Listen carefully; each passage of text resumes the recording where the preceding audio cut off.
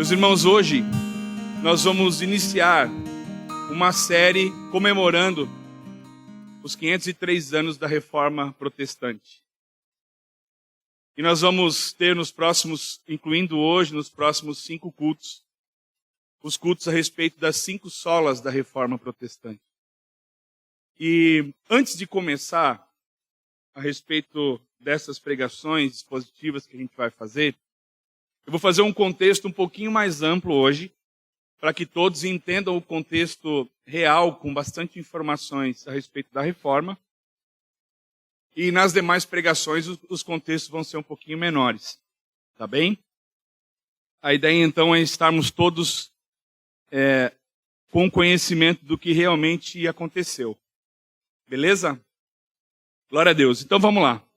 Então, meus irmãos, durante o período da Idade Média, que foi mais ou menos de 500 até 1500 depois de Cristo, né? Houve um grande período chamado de período ou Idade das Trevas, né? O período medieval, onde a Igreja Romana desenvolveu um enorme poder político, social e econômico. A Igreja Romana, a Igreja Católica Romana, praticamente dominava todas as esferas da sociedade. Ela controlava a fé, pois ela era a única detentora das Escrituras. Porque as Escrituras eram escritas em latim e as pessoas não sabiam ler e falar latim. E, além de tudo, não haviam Bíblias como nós temos hoje nas nossas mãos, né? Assim, a igreja, ela ditava a forma com que as pessoas se comportavam, como as pessoas tinham que viver, como as pessoas tinham que nascer e como as pessoas tinham que morrer também. A Igreja Católica Romana ditava a regra de comportamento e conduta daquela época. Ela era uma igreja que possuía grandes extensões de terra, grandes riquezas e, por muitas vezes, um estilo de vida muito mais luxuoso do que os próprios reis dos países. Essa era a Igreja Romana da época nesse contexto, né? Com o tempo, para poder manipular o povo, ela criou uma série de doutrinas vindas da cabeça do homem, com o intuito de justamente manipular, controlar as pessoas para que elas ficassem abaixo da capa, abaixo da cobertura da Igreja Romana. Então, o que aconteceu? Começaram a ser eleitos papas, e o papa era a voz de Deus, ele tinha poder igual a Deus, né?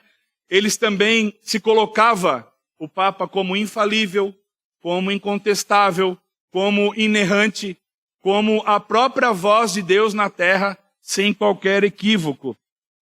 Foi instituído também o celibato, para que os padres não casassem e, casando, compartilhassem a herança, as terras e as riquezas da Igreja Romana com as suas esposas e famílias. Por isso que existe celibato. É bonitinho pensar assim, o padre se guarda para Deus. Alguns sim.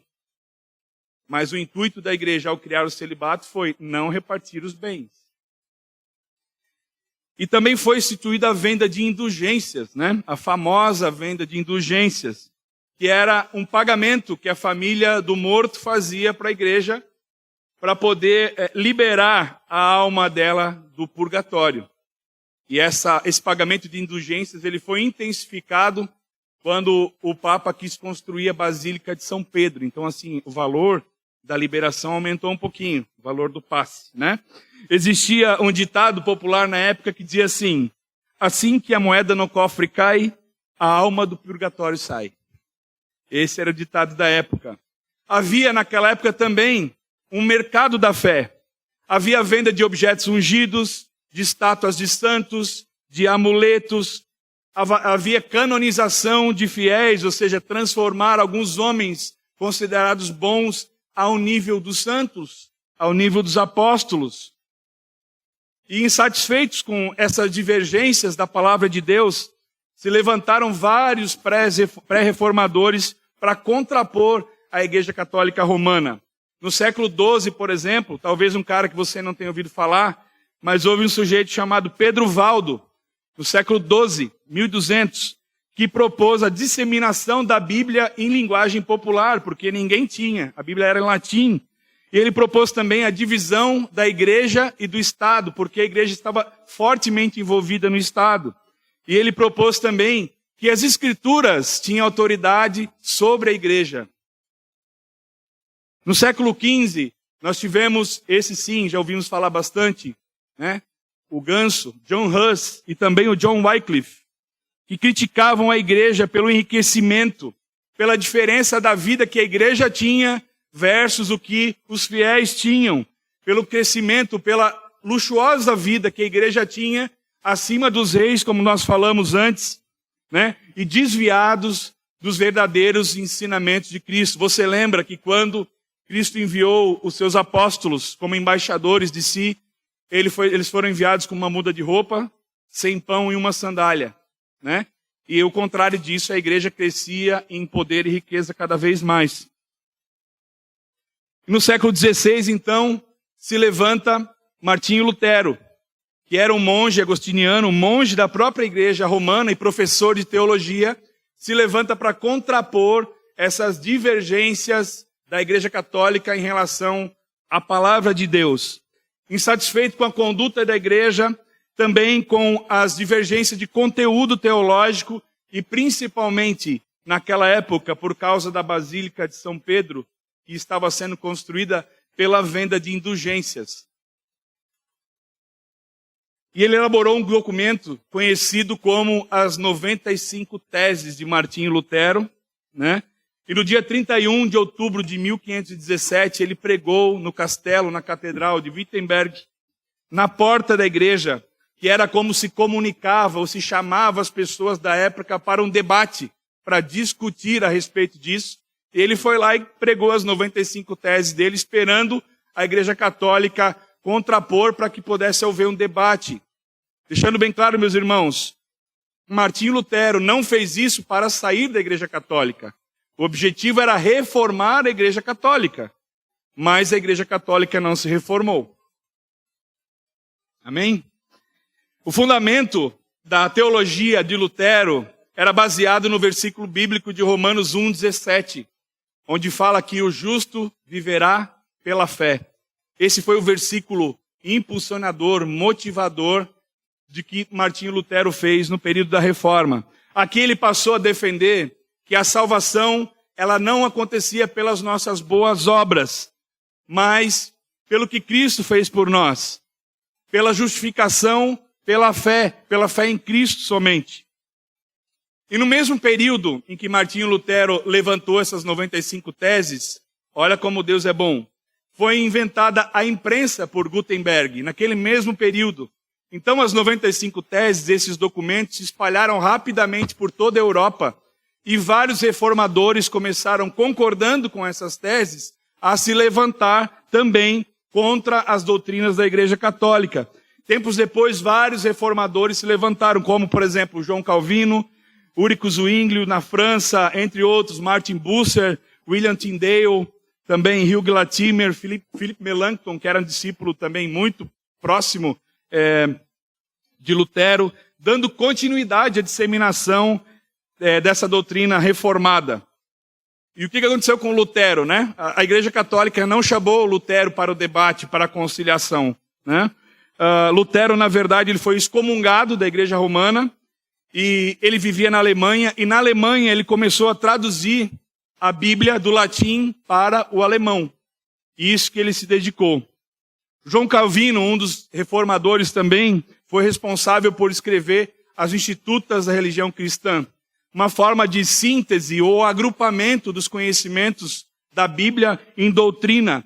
E mais tarde também originou, por meio desses conhecimentos, os 5 pontos do calvinismo.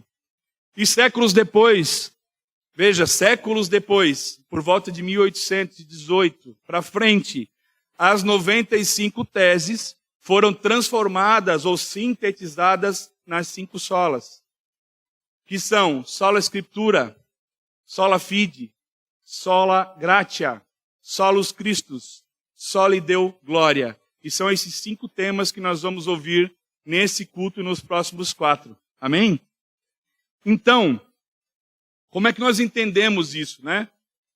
As igrejas reformadas, ou que foram oriundas dessa reforma, começaram a escrever as suas declarações de fé e formatar as suas doutrinas com base na doutrina reformada, como, por exemplo, a doutrina, a Confissão de Fé de Cambridge, a Declaração de Fé de 1996, que fala assim, ó: reafirmamos a Escritura inerrante como fonte única de revelação divina escrita, única para constranger a consciência.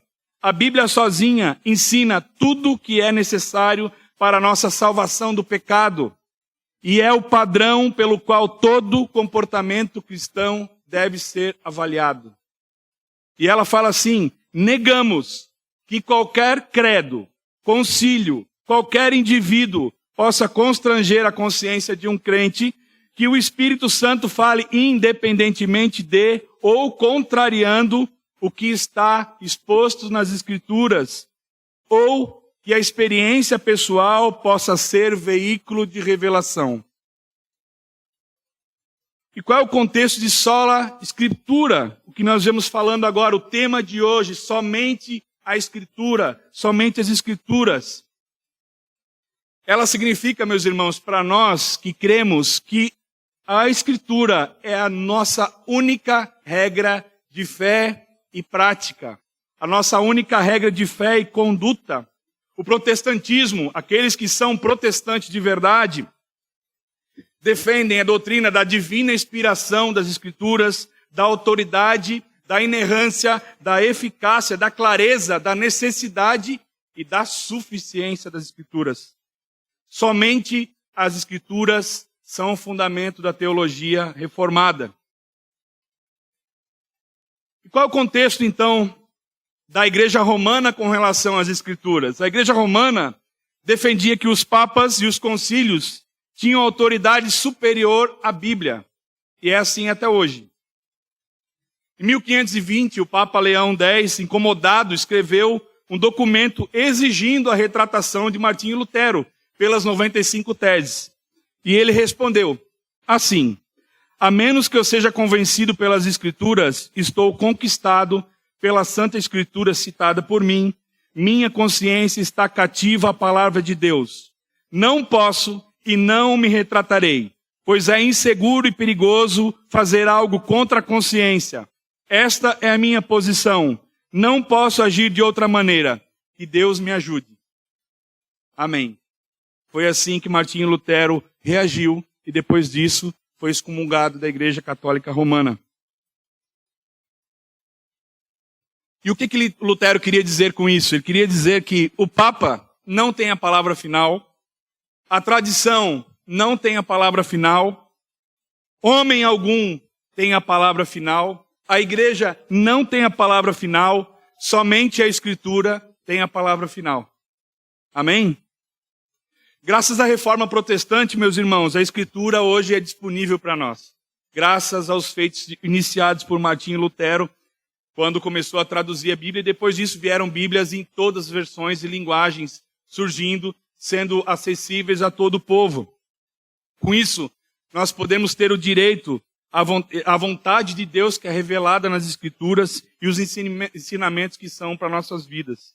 E é por isso que nós cristãos devemos sempre consultar somente as Escrituras, a excelente e confiável palavra de Deus como única base sólida para a fé e prática. Amém? Muito bem. Falamos do contexto histórico, mas e o contexto atual? Como andamos, né? Como andam as igrejas em comparação com sola Escritura? Hoje ainda, infelizmente, nós precisamos de reformas na igreja cristã. Nós precisamos, sim, voltar às Escrituras. Mais uma vez, a teologia bíblica foi deturpada, distorcida pelo homem. As igrejas estão recheadas de doutrinas humanas. Eu vou citar algumas para a gente ter isso em mente quando a gente entender o poder e a suficiência das Escrituras. Talvez você se lembre de mais do que eu. Mas vou citar algumas. Vamos lá. Hoje, objetos ungidos, dias marcados para Deus fazer milagres, a quinta-feira da cura, a quarta da libertação. Declarações ordenando que Deus faça algo, mandando em Deus. A negação das enfermidades, a negação do sofrimento, doutrinas que pregam a perda da salvação, a atribuição de doenças ao pecado, as práticas de cultos judaizantes, a salvação pela graça, mais obras, pessoas se auto-intitulando apóstolos, a proibição de comer carne e o estabelecimento da data para Jesus voltar. São algumas. Essa é a igreja de hoje. Acabou por aí? Não. Temos também técnicas terapêuticas, estratégias de marketing, entretenimento, direcionando as igrejas para se adaptar de acordo com a necessidade do cliente. Será que nós precisamos de reforma na igreja hoje? Na igreja cristã? Meus irmãos, eu digo para vocês que, escrevendo essa pregação e olhando para a realidade da nossa igreja cristã, só no Brasil, eu me atrevo a dizer para vocês que talvez 90% delas não subscrevem 5 solas. É somente da boca para fora. Sola da boca para fora. Um exemplo disso, quando nós falamos soli deu glória. Glória somente a Deus. E o cidadão diz que é salvo pela graça, mas porque ele aceitou a Cristo pelas obras que ele fez, ele está dizendo assim, a glória não é só tua, ela é minha também. Eu tenho mérito. E isso não é só lhe deu glória. Esse é só um exemplo. Mas para que a gente possa entender, e tem muita gente falando 5 solas da boca para fora. Amém? Abra comigo, por favor, a sua Bíblia na segunda carta a Timóteo. No capítulo 3, nós vamos ler 2 versículos. Apenas. O 16 e o 17.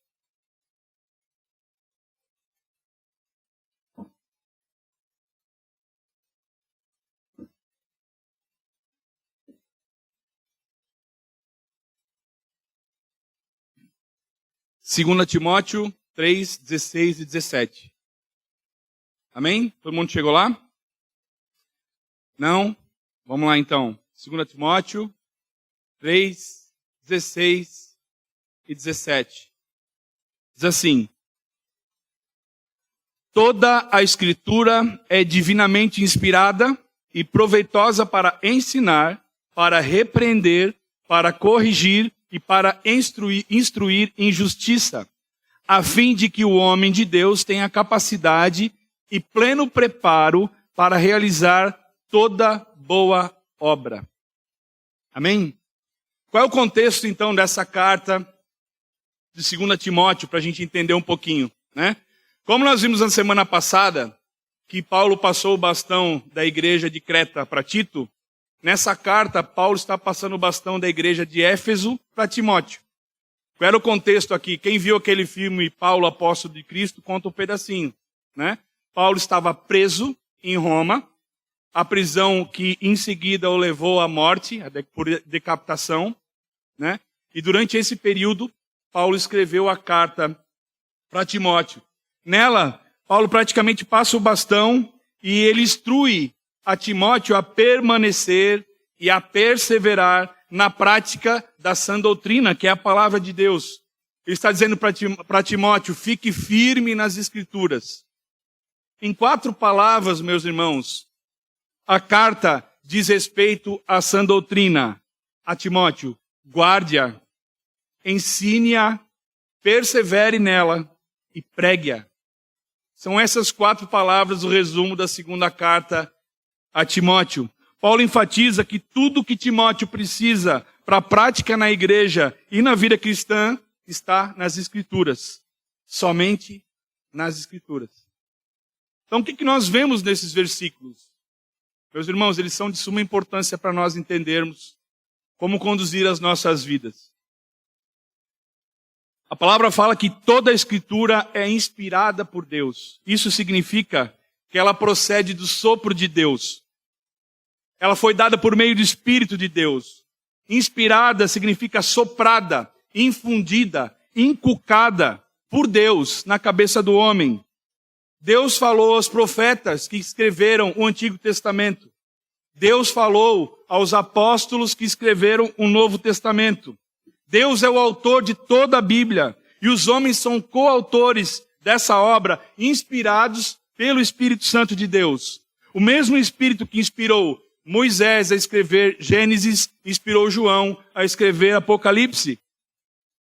Mas apesar da inspiração, do sopro, do que escrever, Deus não anulou o estilo e a personalidade de cada um dos escritores.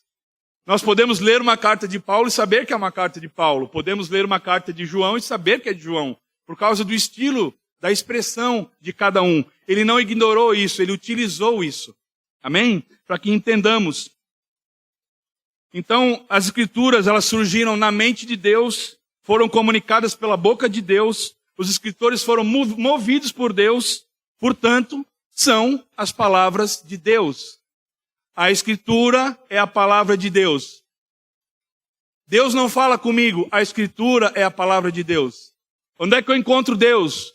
A Escritura é a palavra de Deus. Amém? 2 Pedro 1, 20 e 21 vai falar assim, preste atenção. Sabei, antes de tudo, que nenhuma profecia das Escrituras é de interpretação particular. Pois a profecia nunca foi produzida por vontade humana, mas homens falaram da parte de Deus, conduzidos pelo Espírito Santo. Toda a Escritura, ela também completa. Existia uma frase, uma palavra que falava em sola Escritura e outra que falava tota Escritura. Toda a Escritura, ela é completa. O cânon bíblico, os livros que compõem a Bíblia, os 66 livros, está fechado. A partir daí, qualquer adição ou subtração é coisa de homens. Quer dizer que foram obras não inspiradas por Deus. Deus inspirou esses que escreveram a Bíblia que nós trouxemos hoje. A Escritura, meus irmãos, então, ela revela para nós o caráter de Deus. Por isso, elas sendo ditadas por Deus, ela é inerrante, ela é infalível, imutável e suficiente para nós. Portanto, é o fundamento para conhecermos a Deus. Você quer conhecer mais a Deus? Sola Escritura. Ele se encontra na Bíblia. Amém? Por isso, meus irmãos, as Escrituras são a única fonte que mostra no que devemos crer, a única autoridade que nos ensina o que devemos fazer, a única revelação divina que aponta para Jesus e o único conteúdo de pregação na igreja. Pregador não escolhe texto por tema. Quem dita o tema é a palavra. Eu não escolho o tema que prego, eu prego o tema que está na Escritura. É assim que deve ser. E nós temos visto ao contrário. O que eu vou pregar hoje? Isso. Vou pegar um monte de versículo que eu acho bonito e adaptar para o que eu quero falar. Não, eu tenho que achar o texto que fala daquele tema. É o texto que institui o tema. Amém? Karl Barth, que foi um dos que deu nome aos 5 solas, disse assim: Deus se revela de 3 formas. De forma suprema, em Cristo, de forma geral, pela Bíblia, e de forma direta, através da pregação baseada na Bíblia, a palavra de Deus. De modo simplificado, sem Bíblia, não há cristianismo genuíno. Amém?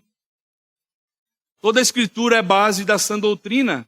As doutrinas são como são ajuntadas ou resumidas, agrupadas à palavra do Senhor para nos ensinar a doutrina da justificação, a doutrina da salvação, a doutrina do pecado. É tudo que está na Bíblia falando ordenadamente daquele assunto. Isso é uma doutrina. A doutrina tem que estar contida na palavra. Ela tem que ser originada na palavra. Por isso que nós falamos de doutrinas de homens e doutrinas bíblicas. Bíblicas está na Bíblia. Se não está na Bíblia, é de homens. Por isso que nós precisamos perseverar na sã doutrina, na doutrina baseada na palavra. Ali em 2 Timóteo, quando nós lemos, leia comigo 14.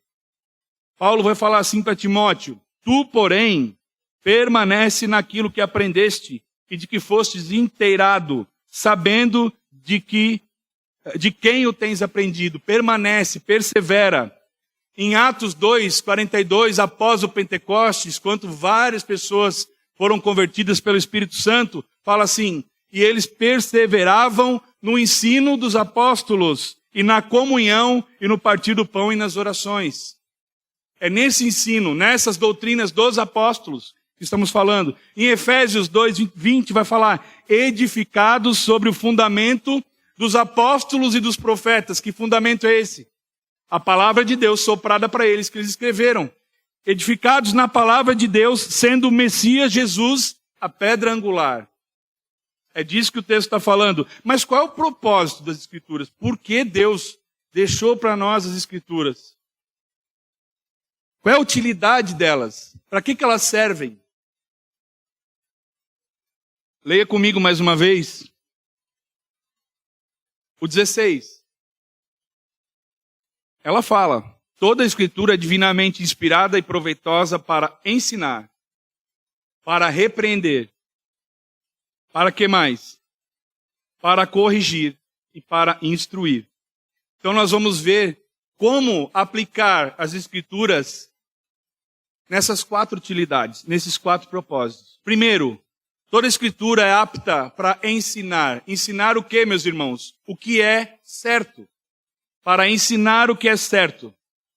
As Escrituras nos ensinam tudo que nós precisamos saber sobre a vontade de Deus para os seus filhos. Ah, mas qual é o meu propósito? Qual é o meu chamado? Abra a Bíblia.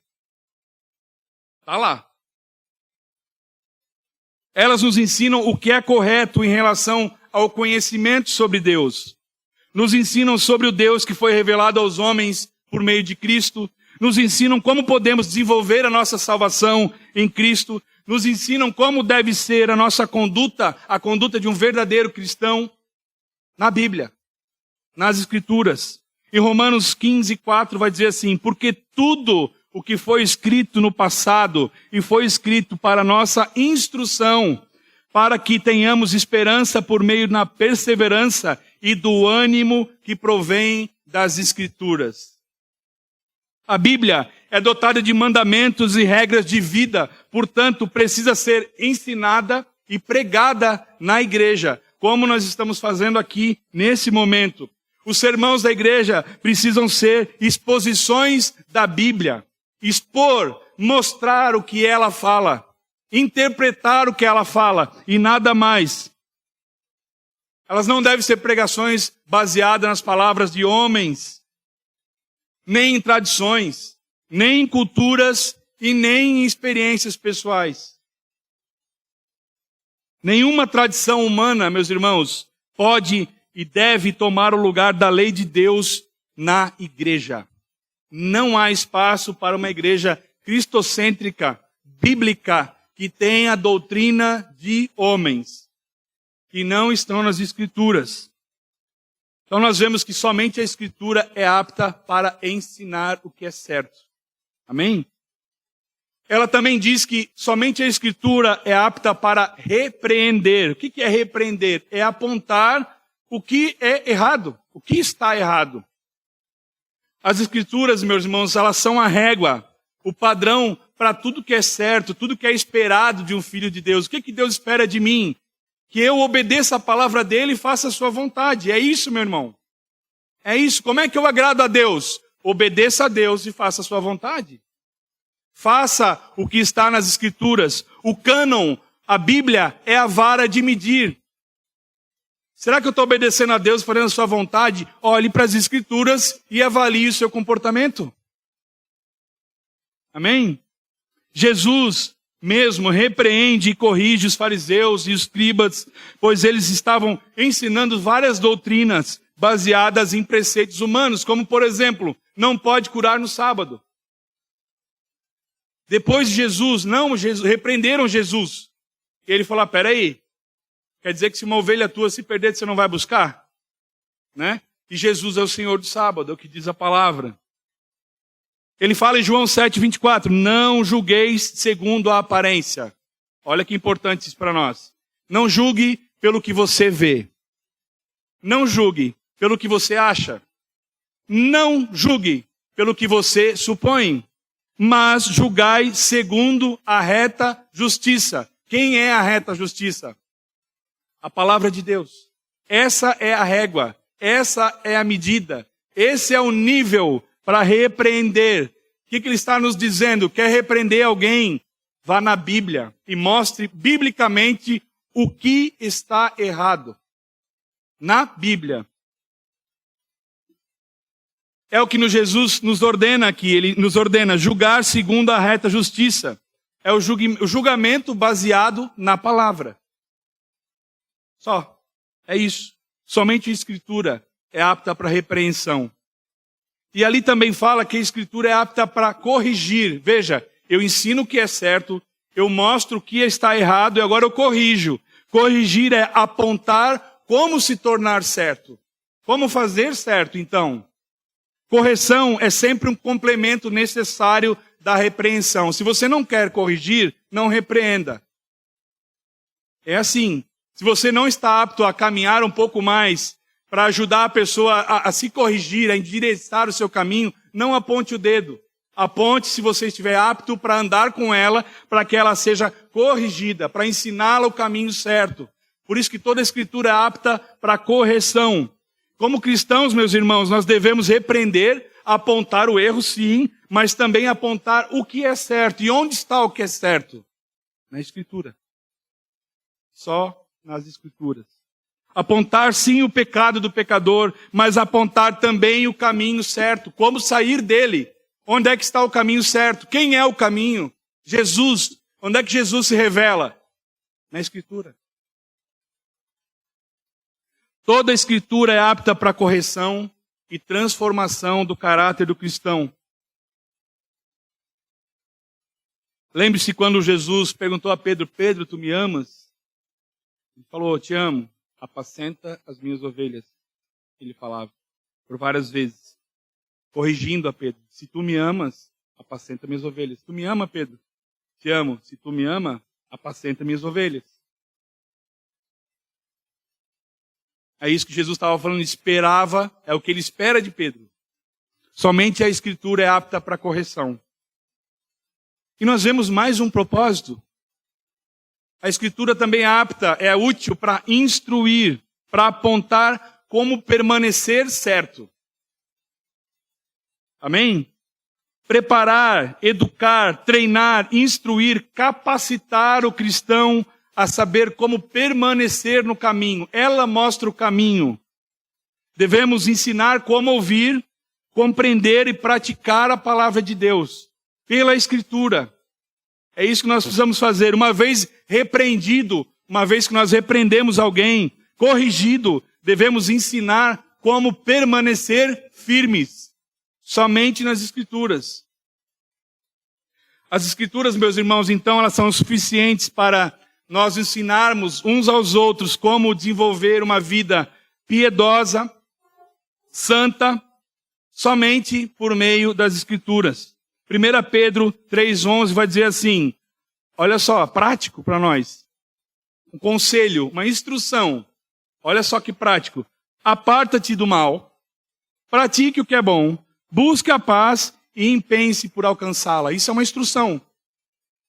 Ah, mas eu não estou sem intimidade com Deus. Como é que eu instruo? Ore, procure a Deus na palavra, tenha intimidade com Ele, desenvolva a tua salvação, se envolva na igreja, sirva os irmãos. Isso é instruir. Ah, mas eu estou pecado. Você está pecando aqui. Como é que eu corrijo? O que a palavra diz sobre o pecado? Mostra. Como é que eu faço para permanecer firme? Encha-se das Escrituras. Abasteça-se na fonte da vida eterna que está aqui. A minha é a tua Bíblia. Amém? Então, meus irmãos, essas 4 instruções que nós vimos, ensinar, repreender, corrigir e instruir, elas são o propósito das Escrituras. Para que elas servem? O objetivo final, o que tem no final disso tudo? O que acontece com quem é transformado pelas Escrituras? Ela serve, meus irmãos, para o aperfeiçoamento dos homens. Cada cristão deve ser equipado, instruído pelas Escrituras para ser um filho de Deus semelhante a Cristo. As Escrituras nos mostram como nós podemos nos aperfeiçoar. Fala lá em Efésios 4, 12 a 13, assim, com vistas ao aperfeiçoamento dos santos. Para quê? Para desempenho do seu serviço, para a edificação do corpo de Cristo, até que todos nós cheguemos à unidade de fé e do pleno conhecimento do Filho de Deus, a perfeita varonilidade, à medida da estatura, da plenitude de Cristo. Esse é o objetivo das Escrituras. Aperfeiçoar, equipar os santos para o desempenho da obra, para a edificação do corpo, da sua igreja, para que nós sejamos semelhantes a Cristo Jesus. É maravilhoso esse texto. Cristo deve ser configurado em nós. Sabe? Quando você compra um software e vai configurar, tem a versão Cristo 1.0 lá. Configurar o caráter de Cristo em nós. Mente? Opa, não mente mais. Opa, passava a mão, não passa mais a mão não rouba não. Ó, caiu o pecado, se arrepende aqui. Esse caráter deve tomar conta da nossa alma. Cristo deve ser configurado em nós. Nós precisamos buscar o caráter de Cristo. Amém? Como nós vimos ali nesse versículo, elas também, além de aperfeiçoar o homem, elas capacitam o homem para boas obras. As Escrituras capacitam o cristão para toda boa obra. Por quê? Cumprindo as Escrituras, toda boa obra de Deus está desenhada na Escritura. Uma vez que eu faço a vontade do Senhor, uma vez que eu entendo as Escrituras, eu estou capacitado para fazer a obra de acordo com o que Ele quer. De acordo com a sua vontade que está escrita na palavra. Amém? As boas obras que nós fazemos são o resultado, então, da nossa salvação. Por quê? Porque as boas obras que nós fazemos estão na Bíblia. E eu só entendo e só pratico aquilo que eu entendo porque Deus nos deu fé. Porque Ele nos salvou. Porque para aquele que não crê, olha para essa palavra e diz, é loucura, isso aqui é coisa de louco. Mas para nós que cremos, é poder para a salvação. Mateus vai dizer assim, Mateus 5,16. Assim, brilhe a luz de vocês diante dos homens, para que vejam as suas boas obras e glorifiquem ao Pai de vocês que está nos céus. É dessas obras que nós estamos falando. É de fazermos as obras e imitarmos o caráter de Cristo. Fazer o que Deus manda, só porque Ele manda. Obedecer a sua vontade. Para estar preparado e completamente equipado para toda a boa obra do Senhor, nós precisamos estarmos afiados, cheios da palavra de Deus. Somente nas Escrituras, nada mais. Amém? E ela deve ser, como nós vimos, para o aperfeiçoamento, para a capacitação e a única regra de fé e prática do cristão. A única regra de fé e prática. Por quê? Se nós obedecermos as Escrituras, nós estamos fazendo a vontade de Deus. Será que Deus se agrada de quem faz a sua vontade? Sim. Então ela deve ser a única regra de fé e prática para que tudo que nós façamos de acordo com a vontade de Deus. Somente a Escritura deve ser a nossa regra. Por isso que ela produz em nós a fé que agrada a Deus. Lá em Romanos 10, 17, diz assim, e assim a fé vem pela pregação, e a pregação pela palavra de Cristo. Fala também em nos ajudar a percorrer o caminho. Você conhece esse salmo? Lâmpada para os meus pés é a tua palavra, e luz para os meus caminhos. Ela aponta o caminho. Ela que leva a Deus. Ela que nos equipa, nos prepara para sermos filhos de Deus, para fazermos a vontade de Deus. Amém? A Bíblia, meus irmãos, então, ela é o padrão que todo comportamento que nós devemos ter. Ela é o padrão. Ela dita como nós devemos ser, como cristãos, como filhos de Deus. A Bíblia nos revela a vontade de Deus para nossas vidas. Somente as Escrituras revelam como devemos agir, pensar, como filhos de Deus morando nessa terra. Somente as Escrituras. Nenhuma outra doutrina de homem. Nenhuma outra.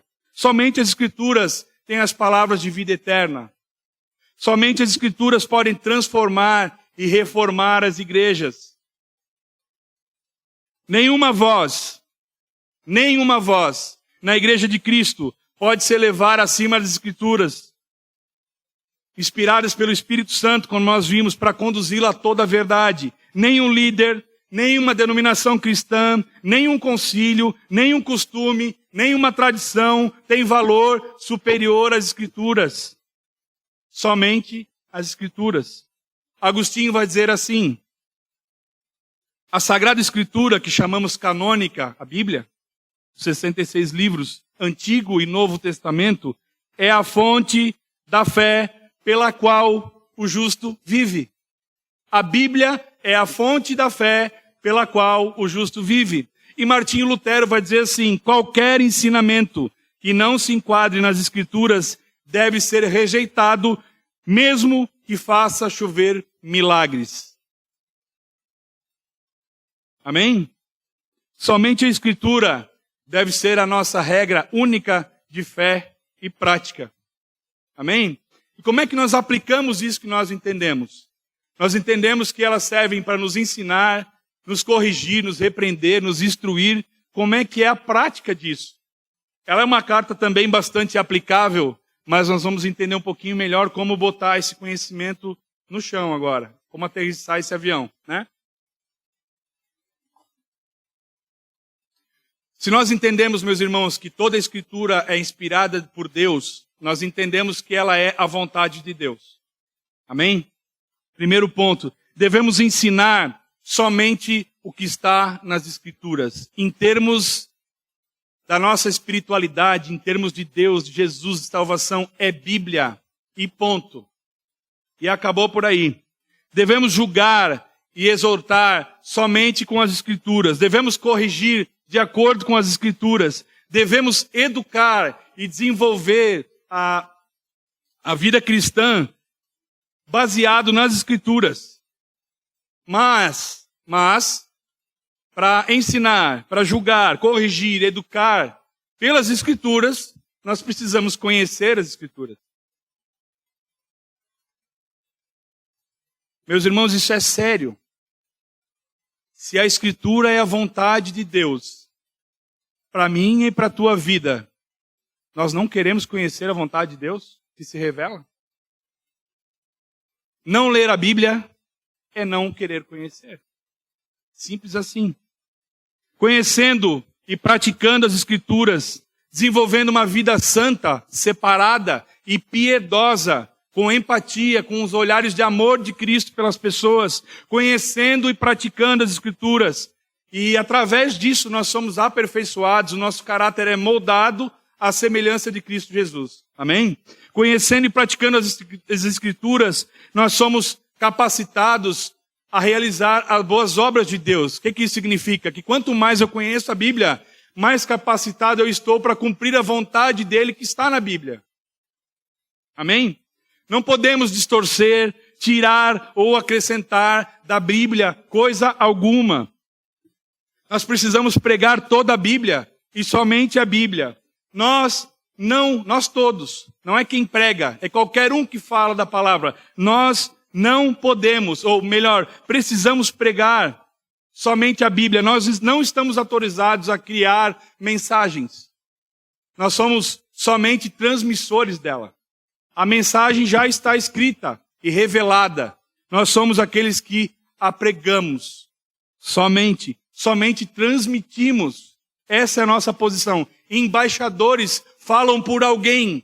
Quem prega a palavra, embaixador de Cristo, fala da parte de Deus, representando aquele. Ponto. A palavra é o conteúdo da nossa pregação. Só a palavra. A Escritura não falha. Ela não pode falhar. Deus vela para cumprir a sua palavra. Essa é outra doutrina de homens. Deus é fiel. A sua palavra, meu irmão. A sua palavra. Ah, Deus é fiel para mim, Deus me deu uma... Não, Deus é fiel à sua palavra. Então, se eu cumpro a palavra de Deus e Deus é fiel à sua palavra...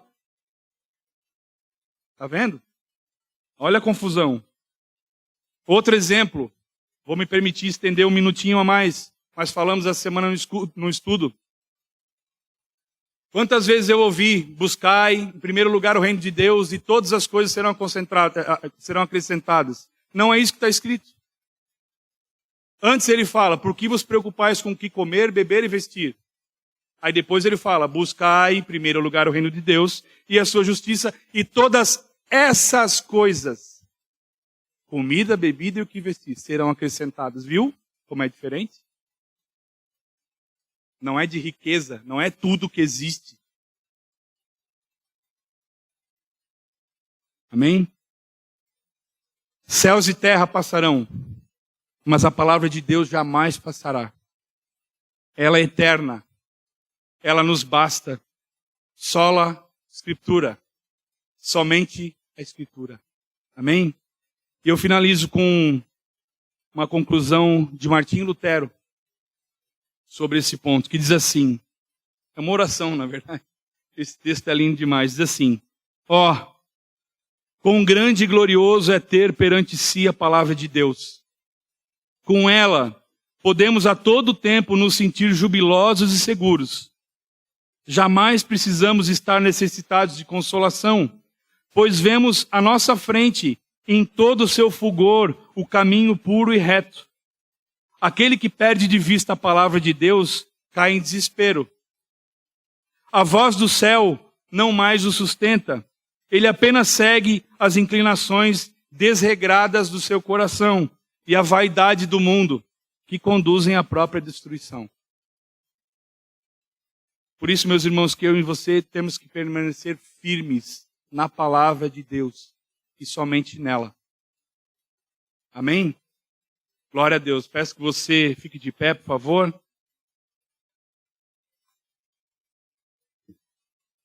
Vamos orar ao Senhor.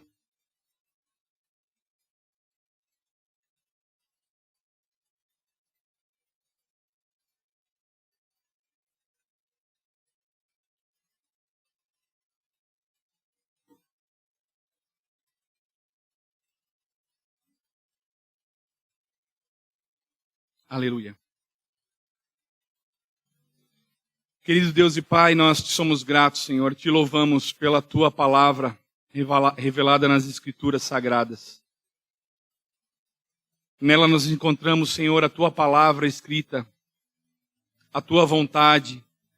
Nela podemos Te conhecer, Senhor, e conhecer a Tua maravilhosa vontade para as nossas vidas. Nela nós podemos nos apoiar, Senhor, porque nela estão as palavras de vida eterna. Nela nós podemos seguir porque elas são lâmpada para os nossos pés e luz para o nosso caminho. Nela nós podemos confiar porque elas procedem do Teu caráter, Senhor, da Tua inspiração, do Teu Santo Espírito que soprou para os homens.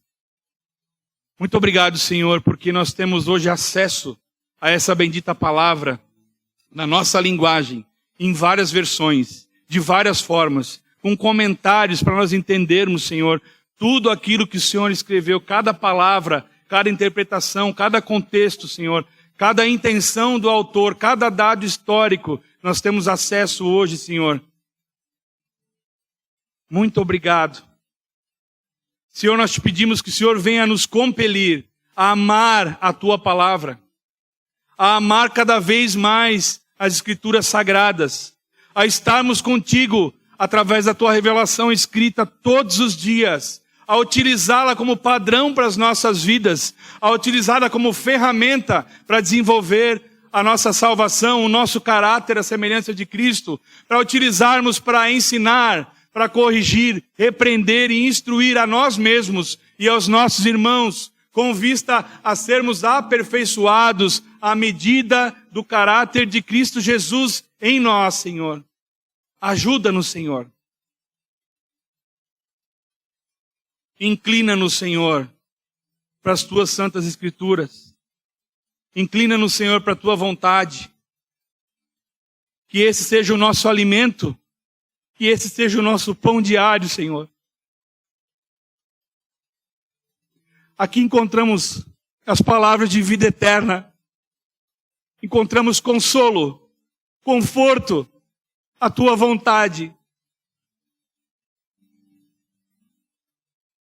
Aqui nós encontramos como podemos ser Teus filhos, como nós podemos te glorificar em todas as coisas, como nós podemos te honrar, Senhor, como nós podemos te servir aos irmãos. Muito obrigado, Senhor, pela tua santa palavra. Muito obrigado porque ela nos aconselha, dizendo: conhecei e prosseguir em conhecer a palavra de Deus. Muito obrigado. Senhor, que o teu Santo Espírito nos ajude, desenvolva em nós o querer estarmos contigo em oração, em súplica, em gratidão, em ações de graça, mas também na tua palavra, Senhor, todos os dias. Todos os dias. E à medida que essa palavra nos enche, o nosso caráter se transforma. E à medida que essa palavra nos enche, nós diminuímos e o Senhor cresce. À medida que essa palavra nos enche, o caráter de Cristo é formado em nós. À medida que essa palavra nos enche, nós somos cada vez mais parecidos contigo. Muito obrigado, Senhor. Porque um dia o Senhor levantou aqueles que acordaram e aqueles que perceberam que as Escrituras são suficientes para nós. Que assim seja também nas nossas vidas todos os dias. É o que nós te pedimos e desde já te agradecemos em nome de Jesus. Amém?